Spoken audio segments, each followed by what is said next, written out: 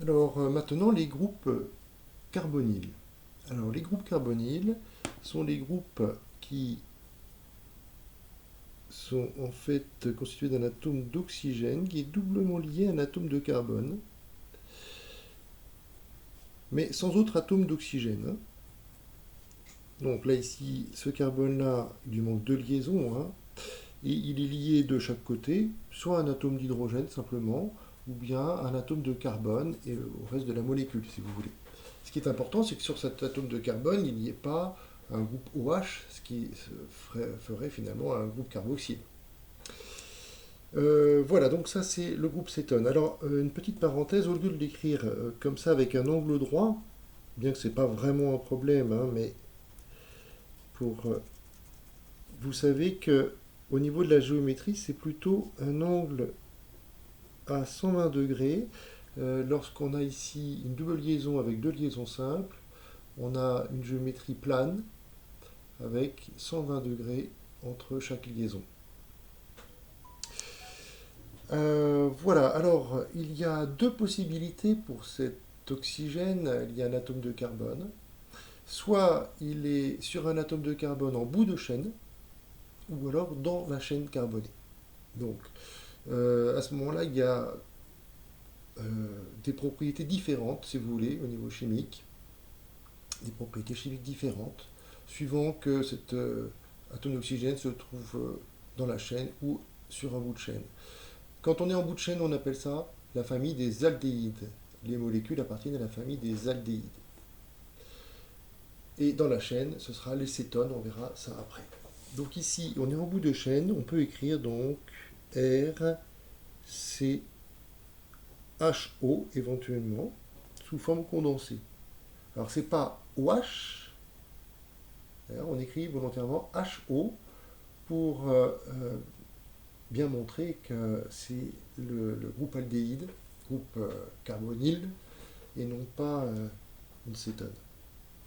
Alors, on va prendre cet exemple-là.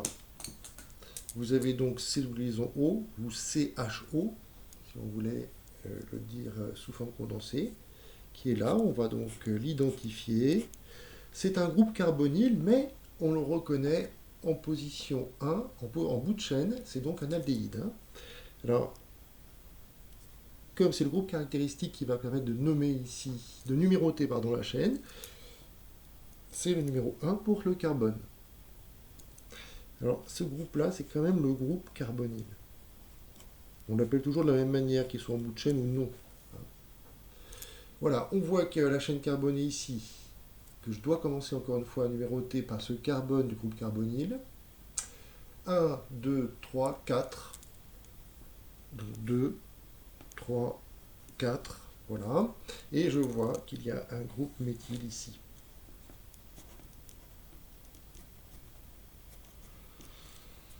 Alors, donc, ce nom pour les aldéhydes va se terminer par al.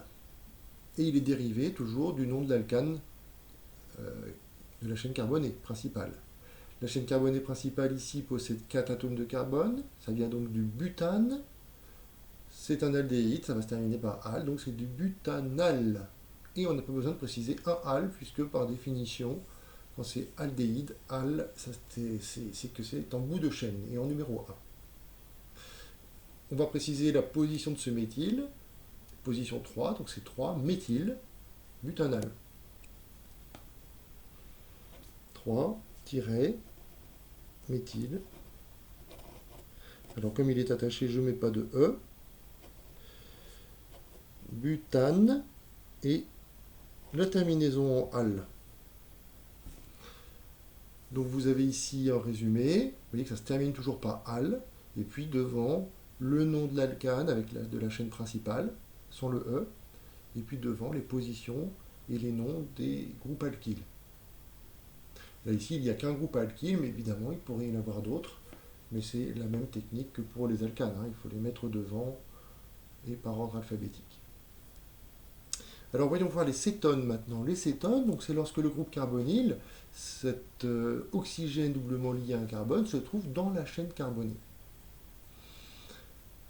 C'est-à-dire que le carbone ici n'est pas en bout de chaîne, hein, puisque voilà, on voit bien qu'en bout de chaîne, si vous voulez, c'est quand il y a un atome d'hydrogène, nécessairement.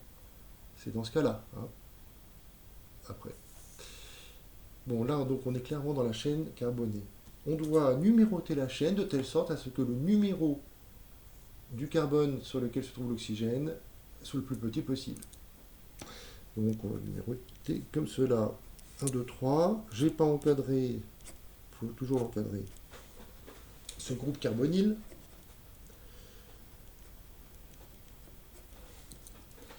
Voilà, il y a une chaîne carbonée avec 3 atomes de carbone, et donc cela vient du propane, et ces cétones vont se terminer par la terminaison -on. Le -on veut dire cette double liaison O là, hein, sur le carbone, qui est en position 2. Alors son nom sera donc le propane-2-on.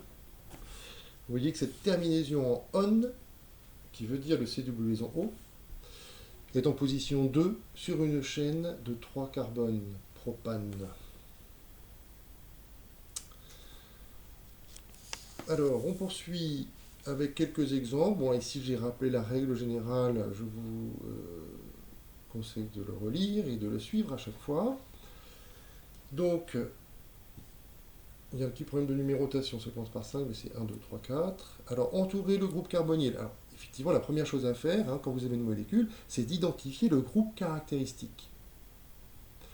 Ici, C double liaison O, c'est donc un carbonyle que je vais entourer. Ça, c'est bien un groupe carbonyle. Voilà. Ensuite, on cherche la chaîne carbonée. Donc, je regarde un petit peu l'ordre des choses. Trouver la chaîne carbonée principale qui doit contenir le groupe carbonyle et trouver son nom.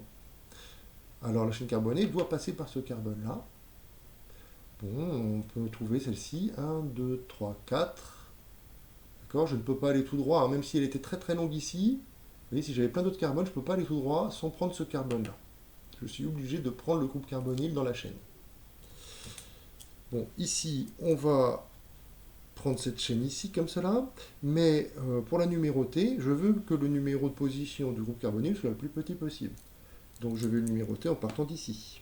1, 2, 3 et 4, comme ça on est bien en position 2. Sinon on sera en position 3. Voilà, je repère que sur cette chaîne carbonée, il y a un groupe méthyle qui se trouve ici.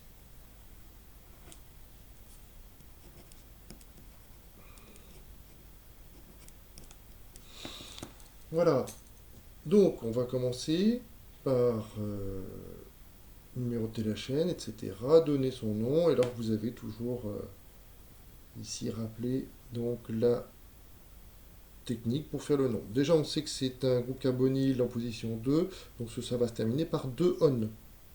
Groupe carbonyle en position 2, 2-on. Juste avant, on va mettre le nom de la chaîne principale. Chaîne principale, 4 atomes de carbone, ça vient donc du butane. Donc ce sera butane, 2-on. Et je dois mettre la méthyle qui est en position numéro 3 devant. Donc je vais l'écrire ici. Ce sera donc le 3-méthyle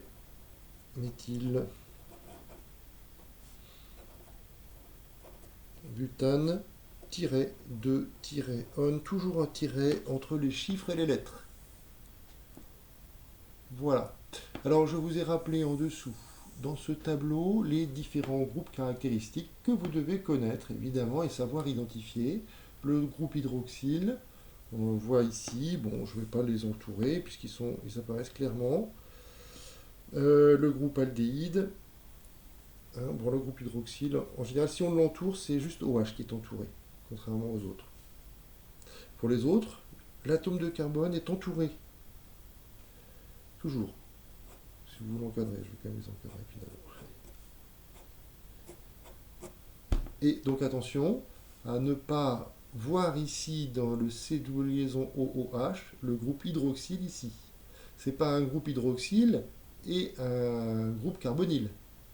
Hein, l'atome de carbone ici est doublement lié à un atome d'oxygène et un atome d'oxygène, ici, et donc ce n'est ni un groupe carbonyle, ni un groupe hydroxyle.